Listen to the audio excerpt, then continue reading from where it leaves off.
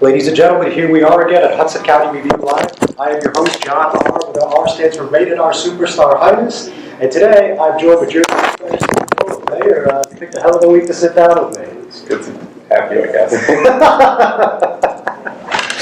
So, I don't know if you heard this, but Tom DeGees was at an event in Lloydbergen this morning, something about road improvements, and inevitably, somebody asked him, actually Terrence McDonald, asked him, what do you think about this whole county executive situation? Obviously, yourself and State Senator Stack feel it's time to go in a different direction. And others. And, many others. We'll get into it, of course. Yeah. But this was his answer. My philosophy has been, if you treat people really well, they'll treat you back really well. It works 98% of the time. 1% is Steve Fulop, and 1% is Brian Stack.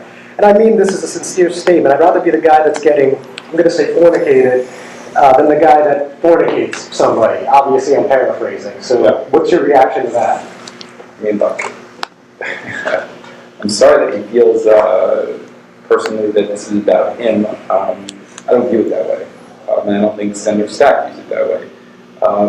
Anybody who's been involved in Hudson County politics or follows it would attest to the fact that, for some time, County Executive Tom DeGees said that he wasn't running for re-election.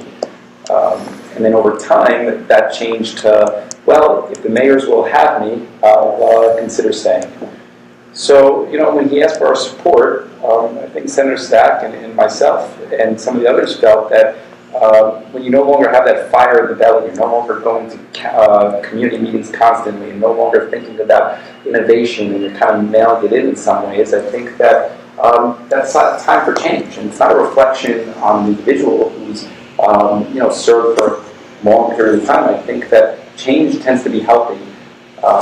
And change is different for each person when they lose that motivation and excitement to be part of everything that the community offers every single day.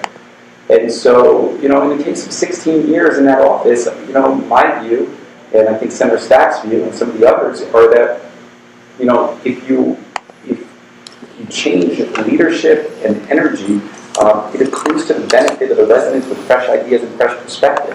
And I think I'm going to have the self-awareness when it's time for me as well to kind of feel like I need to kind of step aside because I feel the same way, and I think all elected officials should. It's not like a birthright. It's not personal. It's the right thing to do. Just pass the baton to the next generation of people that have ideas and want to innovate. So, it's unfortunate he feels that it's about him. I don't view it that way. It's ultimately about the people that live in the county and getting the best delivery services. So, leading up to this point, you were not trying expressing your opinion about 287G, which of course was terminated, and also the deaths at the jail that have occurred recently. So, what was the final point when you said, it's time to move on? There was a report at the end of January. I mean, is that accurate at that point? No, I mean, look, I think the best way to describe it is, there's been some great successes and some great failures over the last 16 years, like any place else. It's the same thing here, right? So it's really not a reflection of one single thing that says, hey, this is the thing that needs to change. But I do think it's healthy, ultimately, that when politicians recognize that they've been there for some period of time and you have a new perspective and new ideas. If the county's going to grow and stay as a dynamic place that people want to raise their families and be a part of, and all this exciting stuff is happening here, it's also important on the elected side that we're self-aware enough to say, I need to sometimes be a part of that change. And so I was perfect for this moment in time, but that doesn't mean I'm perfect for every moment in time for the county. And that's what's going on here ultimately. And so, eventually the dust will settle, but I do think that when you think about it on the merits of the argument, what we're saying is the right thing ultimately for Hudson County residents. Now, the obvious question is, who would be the county executive after that? And the honest answer on that is that we don't know yet. And I think that's a broader conversation with the county committee people, with the mayors, with the elected officials. There's a lot of people that express interest, and then I think that you have that conversation. But whoever's going to come into that job is going to have fresh ideas, fresh energy. Every day they're going to be excited to go into that building and kind of move the county government forward, which means that it's going to affect change for the hundreds of thousands of people that live in the county. So I was at the State of the County address yesterday, and as you can imagine, most of the folks in that room were supporters of the incumbent. And a lot of chatter in that room was that you're going to be the county exec candidate. All right, I'm not going to be the county executive. I mean, I think I was very clear here with why we're changing it, or why we're hoping to change it, and why we've expressed that. Somebody asks you, can you support me? And they say, if you're not willing to support me, then maybe we won't run if they don't have all the support of the mayor. So I think Tom acknowledged that conversation ensued. To me, it's incumbent on me, and I think that one thing in the Marine Corps that they instill in you is to be direct and straightforward, and answer the question the best way that you can, as direct as possible. And while people may not want to hear it, ultimately I think they'll appreciate that the end result is you've told me exactly the truth and how you feel, right? So rather than sitting here for another year and saying, hey, maybe, possibly, let's do this, I'll get back to you. That's not the way we operated. I mean, the senator was there, and Senator Stack and myself, and we said that, look, you asked for our opinion, this is where we are. It's going to be hard to get there to believe that we're going to do 20 years. And how long ago? This was what ensued on Tuesday or Wednesday, whenever this whole thing started. So, yeah, no, I'm not running for county executive. I have no interest in running for county executive. I'm thankful to start another term here, and let's take that off the board. Very good. So the candidates that have been floated so far, Freeholder Bill O'Day, State Senator Sandra Cunningham, County Clerk Junior Maldonado, that wouldn't really shape the fresh blood kind of mantra that's been put out there. At least from my perspective, are these people that are in the conversation right now? So let me say, again, I don't know who ultimately it's going to be. What I do think is a conversation with all mayors and trying to get to a place where everybody agrees on, and then ultimately county committee people and try to get to a place that they agree on. I don't think that you always need a bright, fresh, new face to have fresh perspective and fresh ideas. I think what happens in any elected office is when you stay too long, you get too comfortable in that respective elected office. So let's say any of those people that you mentioned, or somebody else said, okay, I'm going to run for county executive, right? When they would get into that office for the first time, they would have fresh perspective, fresh energy. They'd be excited every day because it's new, right? Yeah, totally. And I think that that's what's healthy ultimately. So, whether it's somebody we don't know, or it's Senator Cunningham, or Senator Maldonado, or Bill O'Day, or who knows, right? All of them, including who knows, bring different attributes, right? And so it's not about a fresh face that nobody knows. I think it's about a fresh perspective and fresh ideas and fresh energy. Interesting. So, as you know, as the saying goes, the battle lines have been drawn. The people that support the G's, State Senator, North Bergen Mayor Nick Sacco, Alvio Sires. I don't think he's done a full-throated announcement yet, but it seems like Senator Bob Menendez is going to be on that list as well. Both lists are quite voluminous already after just a couple days. Yep. So, what's your perspective in the event that this does devolve into, a very hotly contested primary next year? So look, let me take a step back. I think that, let me correct, I don't think Senator Menendez has been on the record anywhere on this. Yeah, like I said, I don't think he's said anything publicly. Okay, so take that off. Okay. And I think that you have people that are involved and people that maybe are kind of staying out of all that. Ultimately, that's going to settle, and I think that people are going to be pragmatic. So you want to find somebody that achieves all of the objectives. So whatever the objectives are and the concerns are for Senator Sacco and Alvio, and the concerns that I just expressed from Senator Stack and myself, you want to find somebody that meets all that stuff.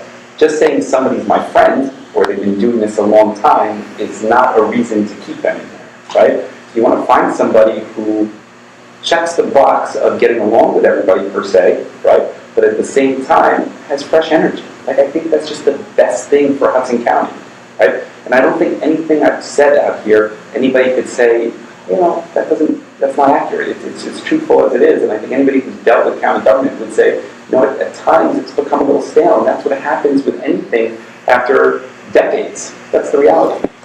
Very good.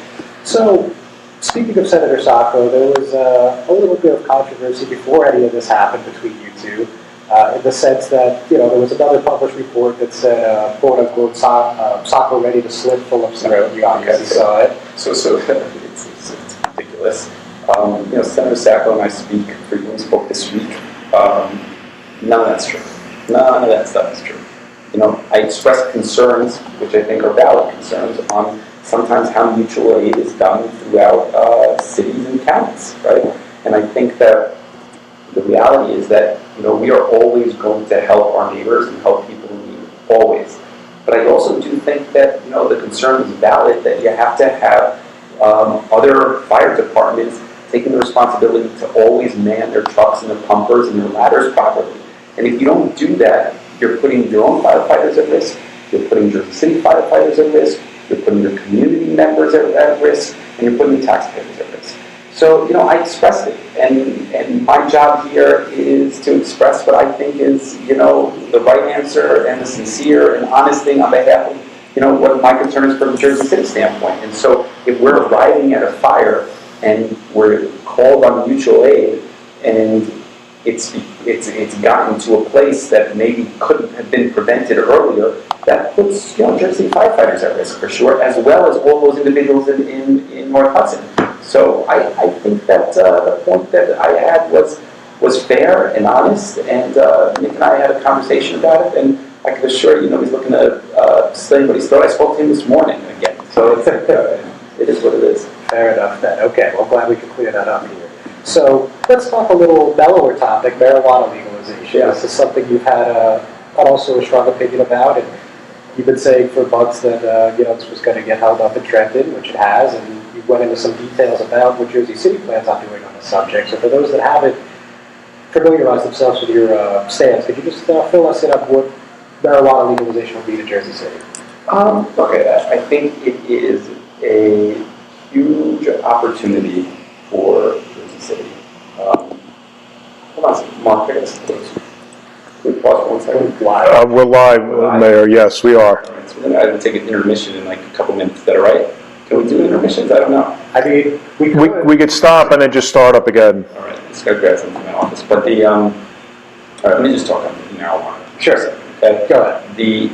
The opportunity for Jersey City is pretty simple. Where we're situated, our population, and I think there's a lot of reasons why it makes sense. Whether it's focused on, you know, social justice, or whether it's focused on the economic argument, or whether it's focused on medication. There's a lot of reasons why the narrative around legalization, I think, is the right narrative and ultimately the right conclusion. You know, it's going to be a conversation, but I want Jersey residents to control ultimately where it goes. And so I think that we're going to be changing zoning. We've started down this road already to prohibit it everywhere in the city. So that is because we don't want trying to pass some legislation, we get caught flat-footed, and somebody then comes in and sues us. So ultimately, what's going to happen is that you know, we're going to see what passes in Trenton, and then we're going to decide what makes sense for us.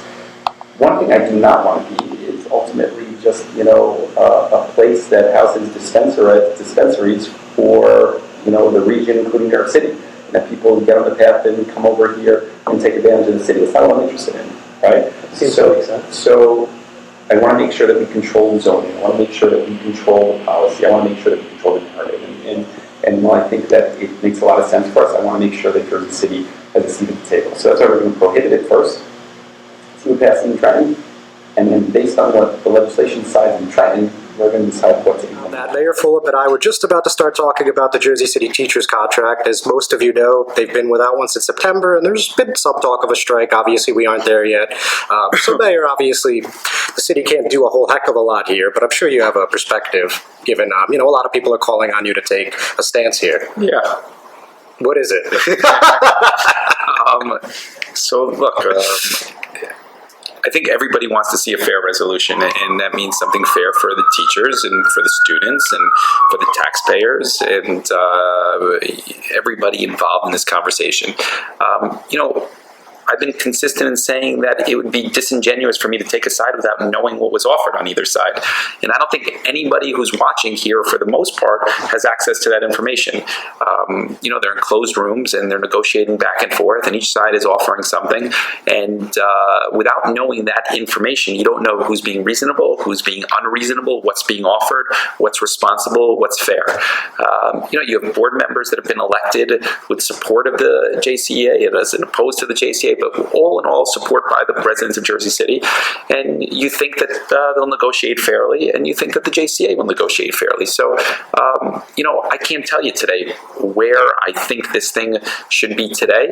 What I do know is that if you've had 23 meetings, or 25 meetings, or 20 meetings, whatever number that they've had, and you can't get to a resolution that works. What I do know is that a strike helps nobody. It doesn't help the teachers, it doesn't help the students, it doesn't help the parents, it's not productive. So if they can't get to a place that works, the right thing to do is that both sides just call an impasse, get an independent third party in there, and live with the results there. And there's nothing to be scared of if they actually have an independent third party person to do that. I don't understand what the big deal is. So call an impasse and resolve it that way, and let's move forward for the benefit of the city. And that's what happened with the Jersey City Police Officers Benevolent Association. Yeah. Right? So we have 6 unions we negotiate with. We came to a resolution at the negotiation table with almost all of them except the PBA, and we couldn't get there. We called an impasse. We went to a third-party independent arbitrator. The arbitrator looks at all of the offers that have been made, looks at all the information that has been given, and then decides what's reasonable and what's unreasonable. And, I don't think there's no reason why the teachers can't do the same. Okay, yeah, that doesn't seem to be a bad idea, but let's see. I mean, I don't understand. I honestly, look, that's the responsible conclusion. If you can't get to a place, that's where you should ultimately land. You should land in a place that's saying, we need a third party to resolve it. And that's fine. And then we'll all live with it. very good. So let's talk about the Jersey City Police for a moment. I had a press conference maybe about a month ago talking about getting rid of the security details. Do we have any new information you can tell us about what the new program's going to look like yet? No, we're going to have a committee with the city council members and our police leadership, and I'm going to reserve kind of comment on that until we have something more concrete on that. We determined it's going to go. That's the bottom line, and we're going to make a program that works for residents and that provides safety. That's first, and at the same time provides job opportunities. Now, the U.S. Attorney's Office obviously is investigating these alleged no-show jobs. I mean, I think it's more than alleged now. It's been proven to be a number of people no-show have pled jobs. guilty. So that's still ongoing, right?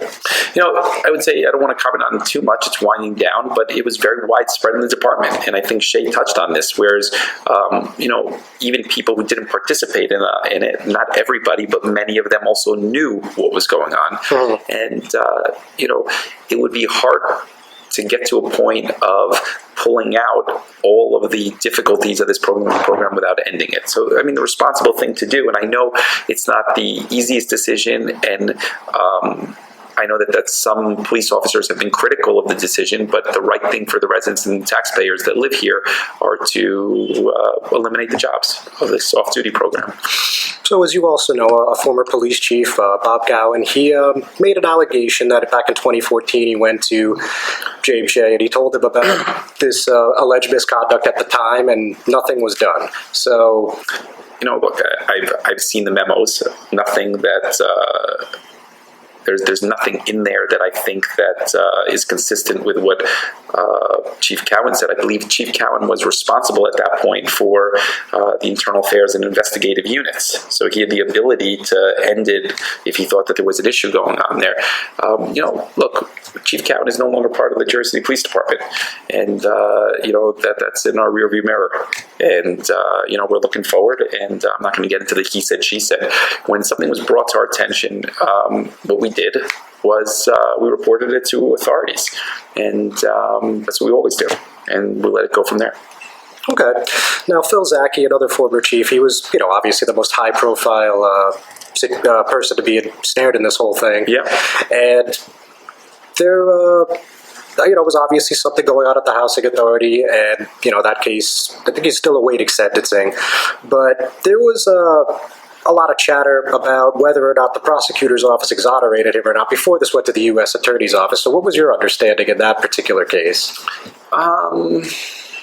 Exonerated. I think that their position at the time, although I don't want to speak on their behalf, was that they needed more information. I mean, we provided over what we had, and I think they needed more information on it. And then it ultimately went to either the U.S. Attorney or the AG that took the appropriate steps. So, I'm not going to speak on behalf of the prosecutor what they saw or what they didn't see. I think she has a good track record of being aggressive.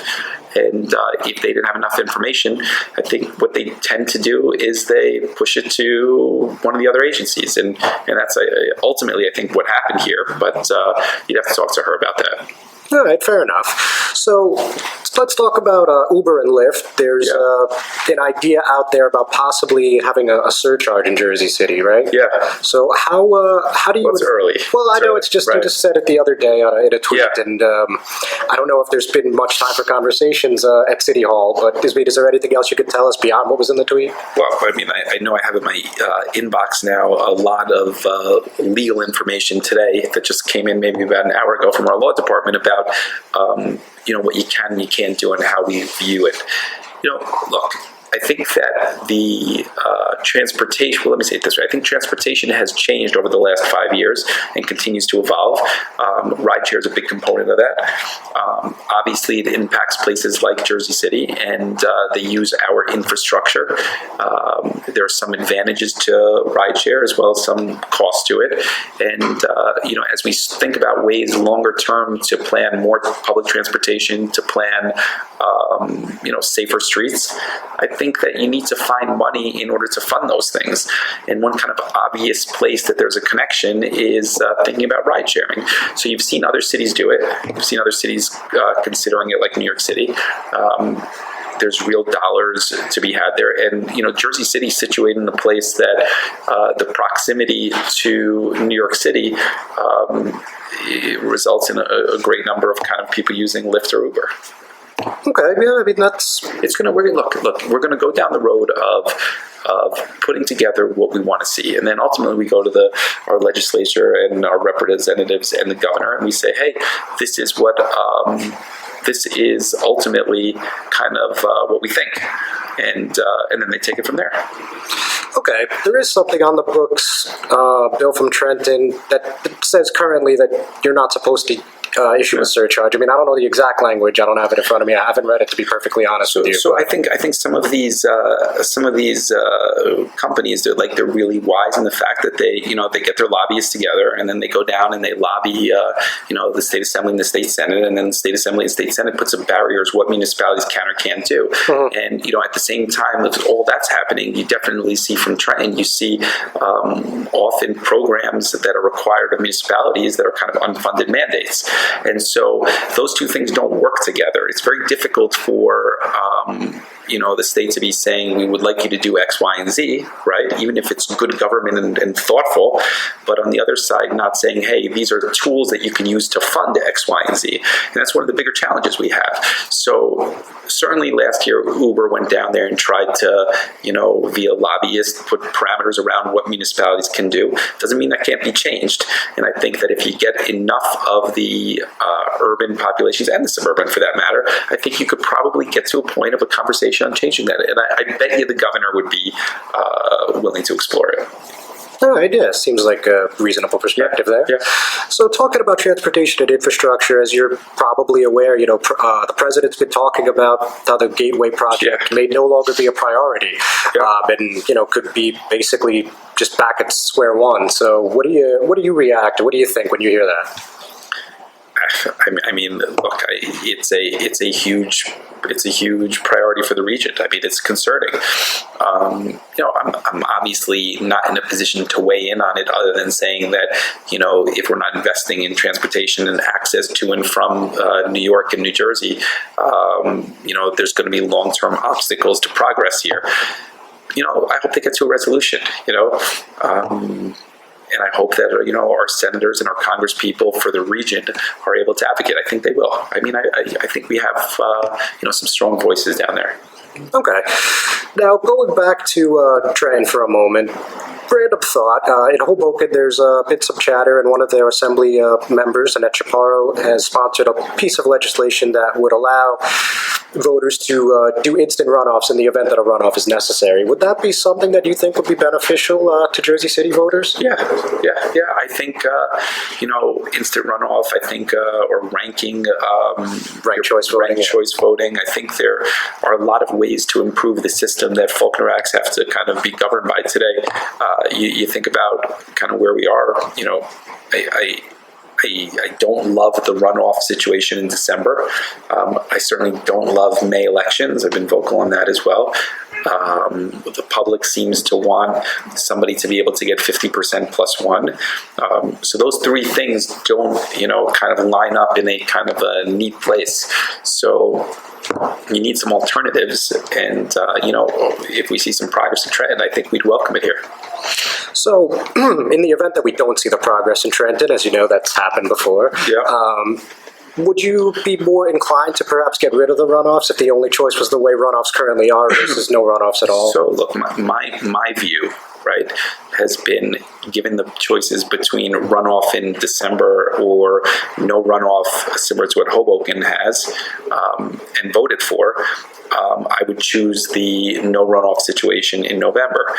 That said, the council and many in the public have expressed to me that they're not aligned with that view, and I think there's good arguments to both sides of it.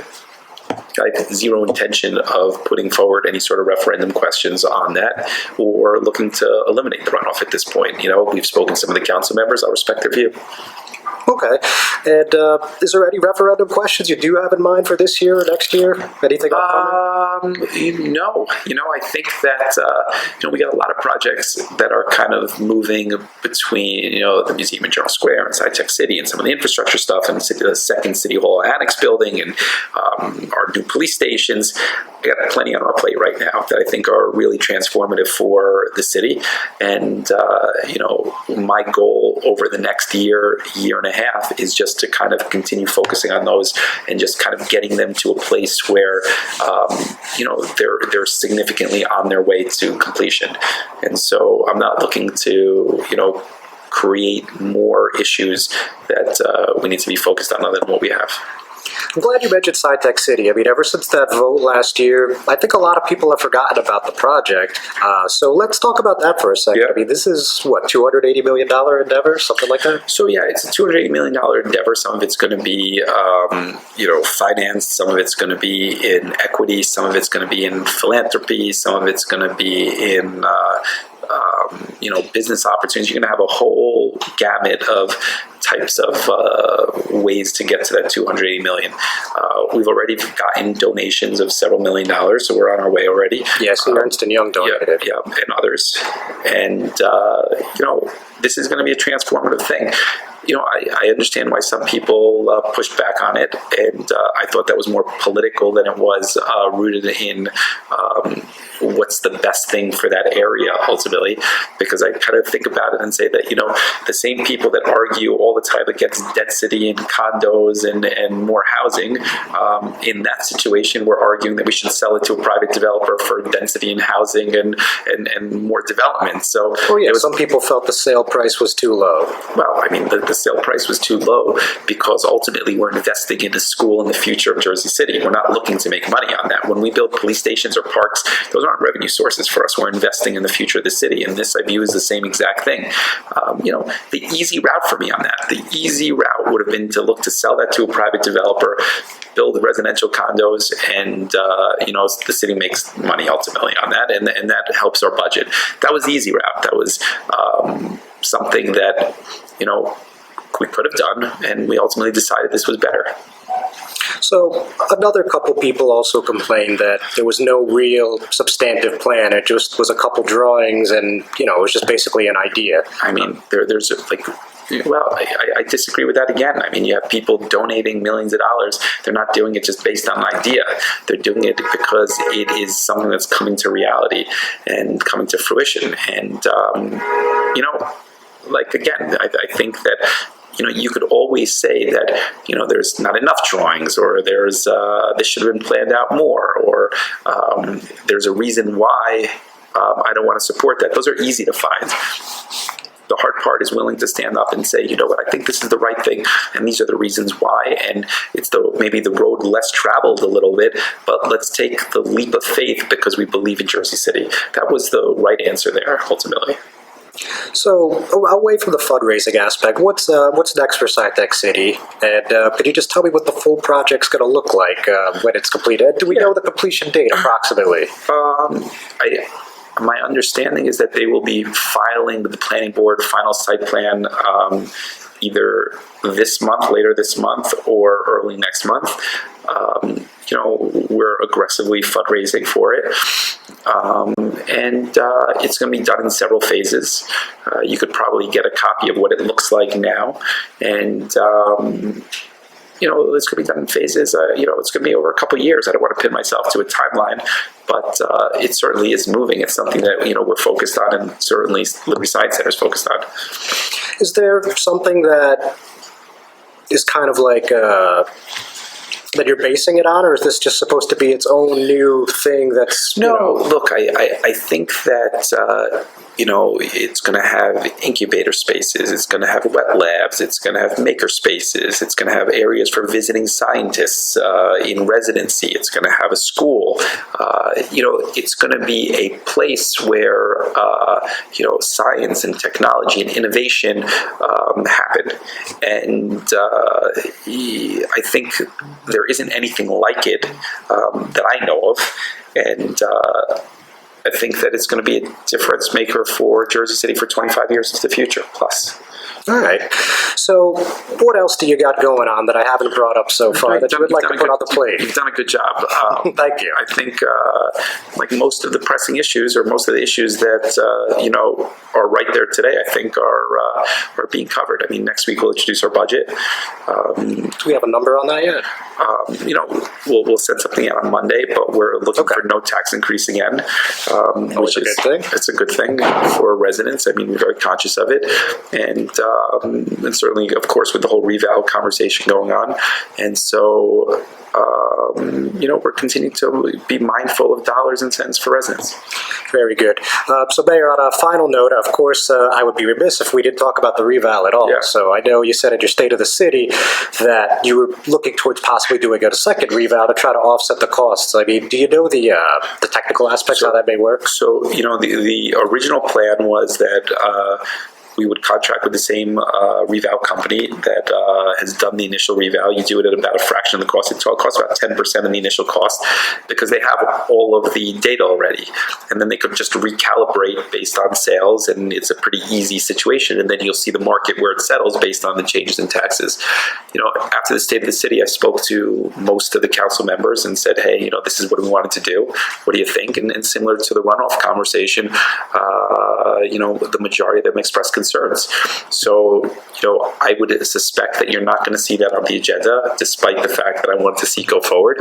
And you're going to ultimately see next year, a situation where, more of the residents that feel that their market value has changed are going to be filing appeals again.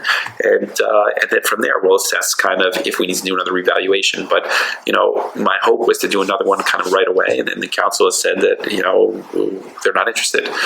And, despite what people think, the council and I have a conversation, and we don't always agree, and I don't always win that argument. So here we are. Collaborative government in Hudson County. Right, Who would have exactly. thought? Who would have thought? So, Well, Mayor, it's been a pleasure. Thank you for taking all this time. It was definitely very kind of you, and we appreciated hearing about all those issues. Thank you, everyone, for your time. Have a fantastic weekend.